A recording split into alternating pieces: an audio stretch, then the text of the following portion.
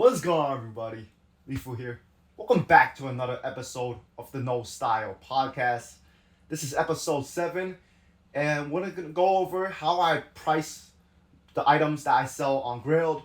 So for the people that I hang out with and get dinner with, you probably know that I resell brands like $1,000,000, Kith. I've resold Rude, Babe in the past.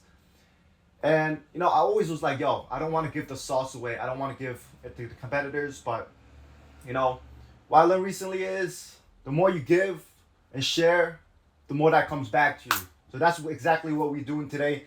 And you might be thinking, well, Lifu, you don't post it on Instagram, nothing? Guys, I don't resell to friends. I either give them a good deal or I just don't sell to them. But before we get started with today's podcast, I just want to put a quick disclaimer out there that nothing said in today's podcast is intended as any financial, legal, or fitness advice. Everything said in this podcast is intended for entertainment purposes only. Please consult a professional before for professional services, right? I am not a licensed professional, but let's get into it. So there's a new segment, and so for every episode I will drink a beverage, and today it looks like we got ourselves a beverage from a Kith bag. I don't know if you guys can see. And let's see what beverage you got today, huh? Oh, looks like we got a Saratoga still. I got this from Van Leeuwen. I was there with a couple of buddies, and they said it's some of the best water I've had, and it is. So cheers. Get some water in my system. And also in the Kith bag is a book called The Strategy and Tactics of Pricing. It's an MBA level book, so Master Business Administration book, and I read around 300 pages. I read like 6 pages an hour of this book, very dense.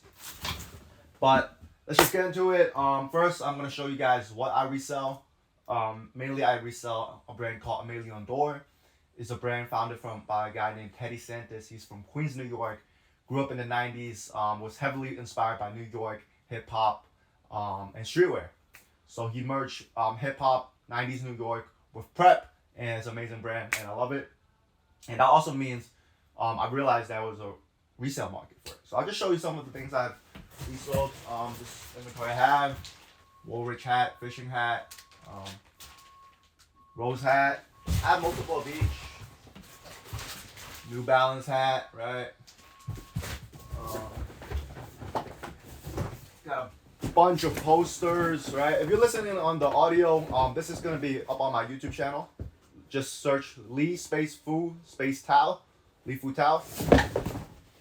Yeah. So when I talk about pricing, because I feel like it's one of those things, like you ever go to a restaurant and the food was great and the service was great, and then you get the bill and you're like, wow, that was too expensive, right? And you don't go back even though the food was good, the service was good. What was the problem, right? Well, you had an issue with the pricing, right? And it's a lot more complicated than it meets the eye. From reading this book, I definitely learned a lot. If anybody wants to read it, be my guest, happily. Just pay for shipping, I'll ship it to you. You know what I mean? No problem, okay? So, where do we begin? How long are we in? We're 4 minutes in. Hope you guys are enjoying, having a great day. Okay. So, I'm going to give you a good example, right? So, this hat from $1,000,000, right, was actually a hat that didn't do so well. Why is it not focusing? That's strange. This is a hat from $1,000,000.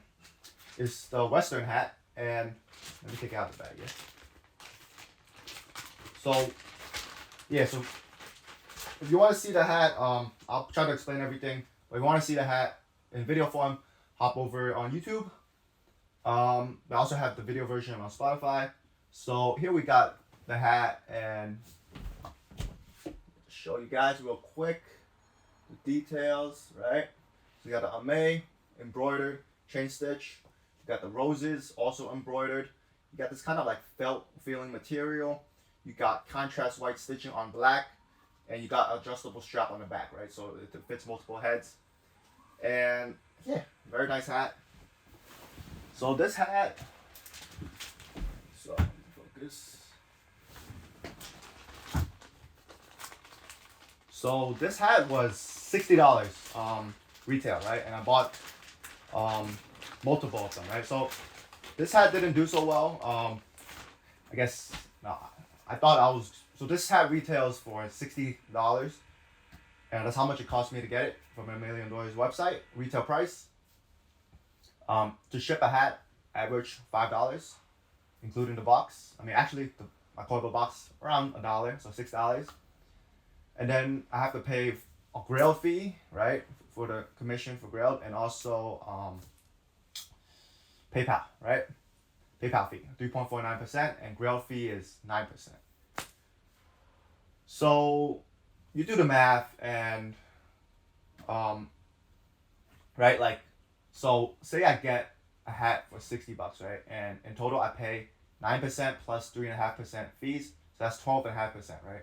So what I do is I take 60, right, add the shipping, so 60 plus 5, 65, and I divide it by 0.875, and that's my break even relatively. So my break even on that hat would be $74. So I would have to sell it for more than $74 to make money, right?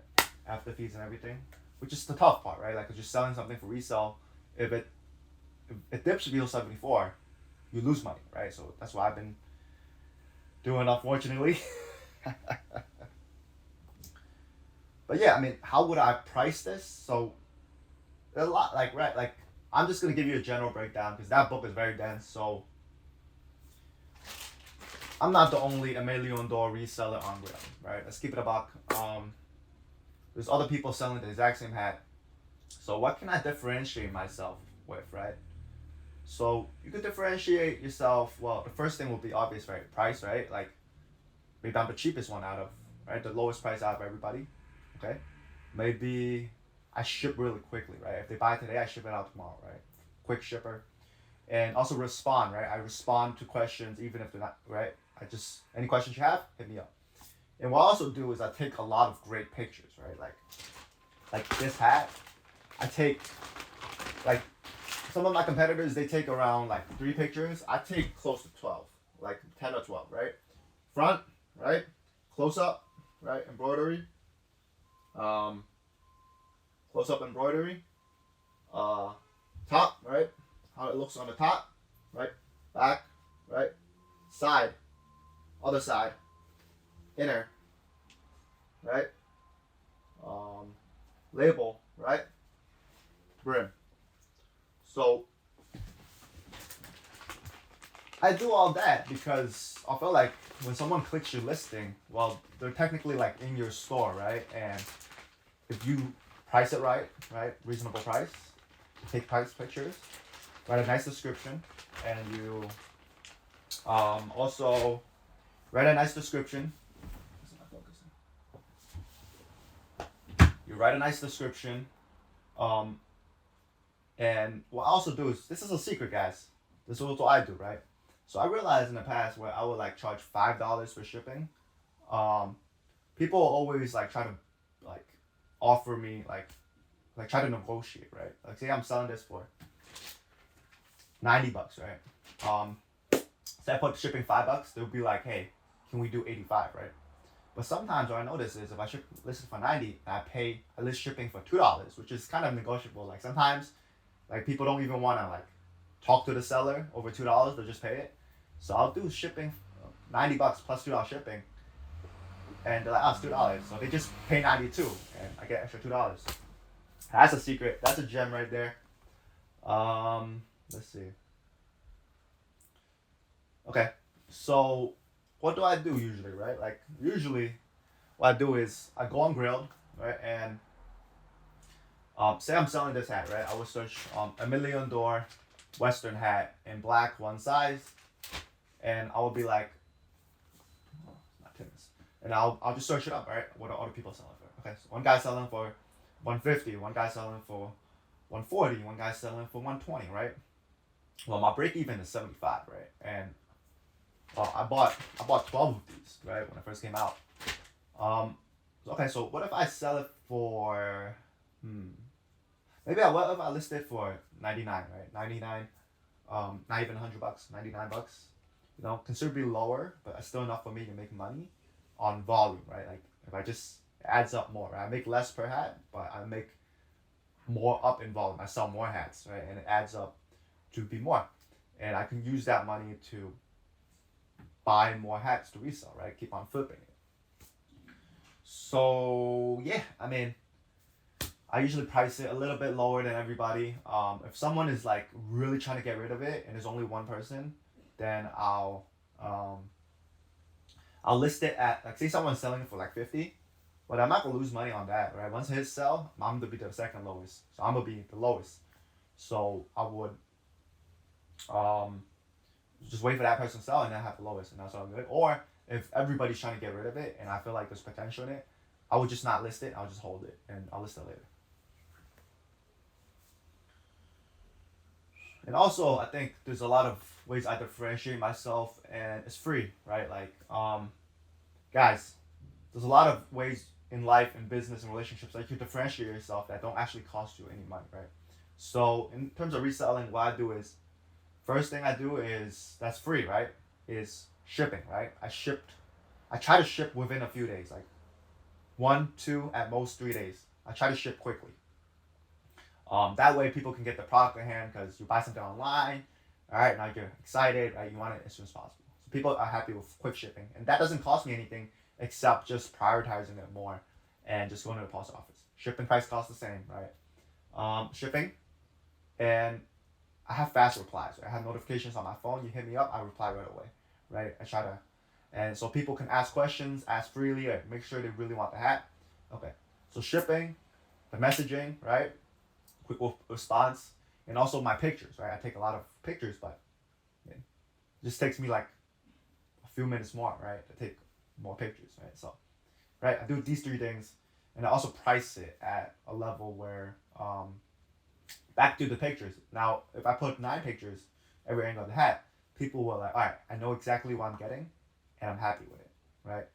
So, okay, you do that, okay, and then also, last but not least, this is not free, but I'm pricing it at a fair price, compared to other people, and they feel like they're getting a good deal, right? And generally, when they're happy, they give me a 5-star review, builds my credibility, and it kind of snowballs, right? Well, they might be thinking, Lifu, you must be making so much money. Well, I do reselling, mainly for educational purposes. I just want to learn how to run a business, at a small scale, just to learn economics, pricing, all this stuff. And, you know, it's worked out. So, yeah, I mean, what else do I do? Okay, I also look at the point of view of the buyer, right? A lot of times, we as sellers think like the buyer knows everything that we know. Get me some of that Saratoga still, man. Saratoga still. Sponsor your boy. We got like 10 viewers in here, you know what I mean?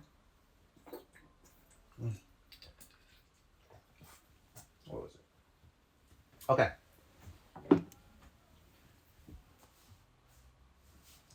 So, as a seller, right, I'm selling a product, right, to someone who wants to buy a product. So, I'm a seller. The person who wants to buy a product is the buyer, right? As a seller, I want the buyer's money in exchange for the product, right? I'm selling them something. But there's a key concept that I learned in one of these books I've read. I don't know. I read a lot of books. I don't remember, but you don't want to sell something to somebody, right? You want somebody to buy something, right? Like you don't like if you're selling something to someone, they've been sold. Like say, imagine you go and buy, I don't know, a refrigerator, right? And you're a single guy, you live by yourself, and they sell you on the huge refrigerator, right?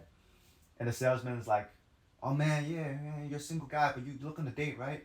Oh yeah, if you get in a girlfriend relationship, you need a bigger fridge, you'll be cooking at home and all that stuff." And they sell you on it.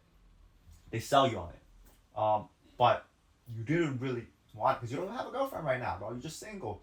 So, all right, and then you buy it, right? You're like, ah man, like, all right, and then say you're still single for a year, right? And they're like, oh man, I got this big ass refrigerator. Like, what am I doing? You know what I mean?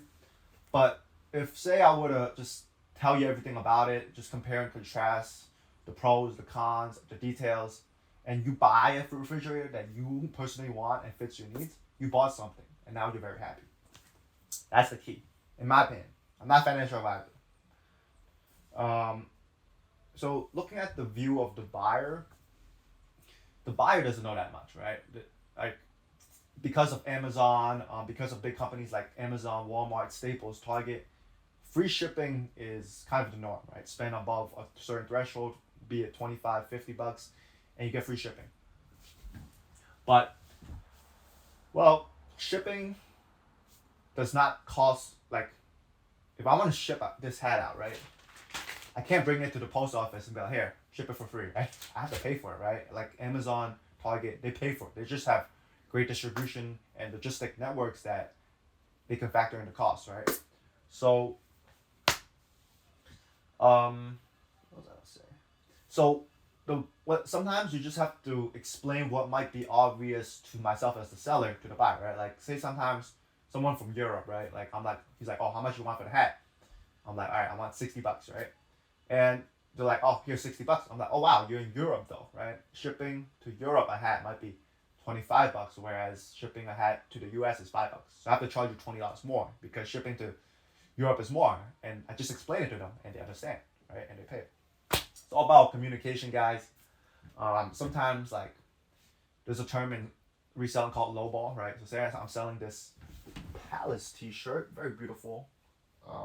Palace 2022. A very good year, you know, beautiful shirt. But say I'm trying to resell it, right? I'm listed for $50, right?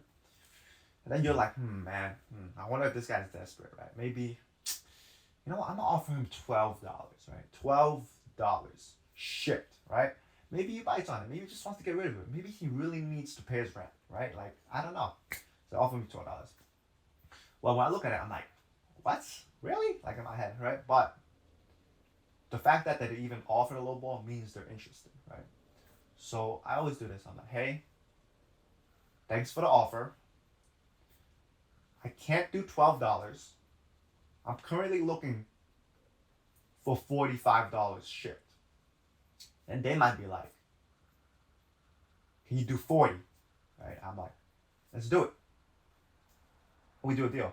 Right? But if I insult them or I'm like, hey, like, why are you lowballing me? Stop wasting my time, right?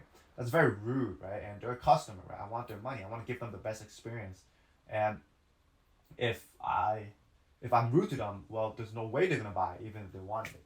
So that's what I try to do, and just explain simple stuff. Sometimes, like, people don't understand. Like, sometimes USPS redirects packages and people are worried, so they message me. I try to get back in them in time. Every time I ship out a product, I take a picture of the box with the shipping label, so if anything goes wrong, I have just like proof and peace of mind for the buyer. Also, just being reasonable, right? Like, when I first started doing this back in December of 2020, I wasn't, like, I didn't know much, right? It's just from hearing friends do it and whatnot, but, like, or people, acquaintances I know, but I didn't know much. No one taught me this stuff, and you may make mistakes, but you learn from it. You're like, oh wow, I could do it this way. You just keep iterating, keep learning. I'll give you a very good example, right? Like, I sold a backpack and a water bottle, right, to Australia. Now, it was a poster and a hat, right? And the buyer was in Australia. And I was so used to shipping hats, like just regular hats, that I gave him a shipping price of $35. And he wanted to buy a hat and a poster, right? A bundle deal. And yeah. No, I charged him $25. I charged him $25 for shipping of for the poster and the hat all the way to Australia from New York City. And I charged him $35 because that's what I've known in the past, but that was only for one hat, right? Below 60 ounces. Well, when I went to create the label, I typed everything in, right? Put in the dimensions of the box. I could calculate, and the cheapest option was $60, man. So what do I do, right? Like, all right, I could like go back and be like, hey man, like sorry, shipping is actually $25 more, but he already paid for everything, right? And I told him $35. I gave him my word, right? Like in business relationships, this matters. And obviously, this is just small scale, right? Like it doesn't really affect me, but I want to build great habits for when I do start my own business in the future. So I was like, all right, I could either refund his money and we can negotiate again, or I could just take his word for it. I could just eat the costs. And it was tough. And I decided to eat the costs. So I made less money and still made a profit. But it's just a lesson, right? Like, wow, like I forgot about that, right? I slipped up, right? And I learned from it, right? I see it as a lesson, right? A $25 lesson. And I mean, he was satisfied, right? Because it's kind of shitty, right? Like, you're expecting to pay 150 and all of a sudden it's 175, right? Maybe you don't even buy it. Oh, I don't know, bro. Like, I just want to make the customer happy. And yeah, it's being reasonable and also always learning, right? Like you don't learn about pricing just from pricing streetwear, right? Like pricing is everywhere. But you go to the deli, right? Pack or is $1. How much is the bacon, egg, and cheese? $3.50, right? Bacon, egg, and cheese might be, well, it's $4 now. Bacon, egg, and cheese might be $4 in Brooklyn, right? And that's a reasonable price. But a bacon, egg, and cheese at a deli in Manhattan, in downtown area, might be $8.50, right? $8.50, and it's reasonable over there because of location, right? But if you put an $8.50 bacon, egg, and cheese here in Brooklyn, in Bensonhurst, well, when they say you're out of your mind, man, you're like you lost it, my brother. So it's all about location. There's a lot of things. I think one thing just observe, right? Like sometimes, like I'll give you guys a very good example. I'm giving you guys the sauce right now. So there's a place called Cha Cha Matcha in Soho, and there's a lot of people that get it. It's like matcha drinks, tea, and I think it's $6 or $7 for a beginner for like a base matcha. And then if you want non-dairy, gluten-free milk, it's extra $2, right? And you can add like stuff like that, right? Like, or oat milk, right? Extra $1, right? And in total, you're paying like $12, $13 after tax for a matcha, right? And you're thinking about it, right? Like, who is gonna pay $12 to $13 for a cup of matcha, right? Like just a cup of matcha. Well, what I realized is people who have money, right? People who live in Soho, they have money and they're willing to spend it, right? And that location, that's a reasonable price, right? That people are willing to pay. But if you take that to Bensonhurst, there's no way people are paying $12 to $13 for a matcha, right? Like the demographic and the income in Bensonhurst, the culture's not here, right? Like we'll get dollar soda, like $4 bubble tea, but $13 matcha, it's not here, right? So pricing also based on location. Yeah, guys, just like how would I gain all this knowledge, man? I've been observing businesses and just people watching, observing consumer behavior since 2017. I will go into stores. I'll give you guys the sauce right now. I will go into stores and I would just browse around. But I'm like, sometimes I'll just stand online and just watch who's checking out, who's buying what they're buying, what target segment are they, who these people are. These high school students, college students, professionals, men, women, right? Like, what are they buying, right? What season it is, what price point, how are they dressed, right? And sometimes I'll just stand online at Uniqlo. There'll be a long line. And I'll just stand. I'll have like a shirt. And I'll just watch, right? And then once it is about to get there, I'm like, all right, I don't want the shirt anymore. Just put it back. I get to observe, right? And obviously, it's not the most comfortable thing, right? Ideally, you ask them, hey, can I observe your business? But they're gonna say no. But hey, sometimes you just gotta, just observe. Just be uncomfortable, but like I was at Kith, right? Like a very good example. This brand, I was at Kith on Saturday and Sunday, but I'm thirsty. I was at Kith at Saturday, Sunday. And Saturday night, I was just like, wow, like I was just sitting on the bench with the China shoes on, and to the right of me is the elevator, and behind me is the Kith Streets where you could get ice cream, and in front of me is the sneakers and footwear. And everybody who bought stuff. So Kith is an expensive brand. Like a sneaker would probably be like 150 all the way to like $500, $600, right? And people will walk in. I remember I saw this woman with her daughter, and she walked in, and 5 minutes later, they already picked out a shoe and was like, "Hey, can you get my size?" And what I realized is that, like, if you want to sell something, right? Like, if you want to make money and sell something, a product, right? Like, it's much easier to sell something to somebody who has disposable income and is willing to spend it. Because if you have a product for someone and they really want it, right, but they don't have the money to buy it, well, they can't buy it, right? It's that simple. And yeah, I mean, just always learning, reading books, just observing people, having conversations with people. Like, that's why I like to go out and break bread and have a meal with people. Is because you get so many different perspectives and like a glimpse into people's lives. It makes me a better person, better at business. And for so long, I've kept this stuff to myself. But you know what? I want to share my knowledge. And yeah, anything else I want to talk about? Just keep learning. It's okay to make mistakes. Just make sure, like, try to make sure before you do something that you can, like, if worst case scenario, you can still recover from it. But yeah, I mean, I hope you enjoyed today's podcast. How I price my items on Grailed. Make sure to follow my Instagram at SwishTowel. I'm gonna start the No Style Podcast Instagram soon. I don't know when, but I'll announce it on my personal Instagram. And I hope you enjoyed today's podcast. If you're listening on Apple Podcasts, make sure to give me a 5-star review. And if you're listening on Spotify, make sure to rate me 5 stars. And if you're on YouTube, make sure to hit that like and comment down below your thoughts. Share this to any friend that might be entrepreneurial or just thinking about it, or anybody you think it's just cool, bro. Like, you know, you can always DM me on Instagram, just, you know, chop it up, whatever. And as always, I'm Lifu.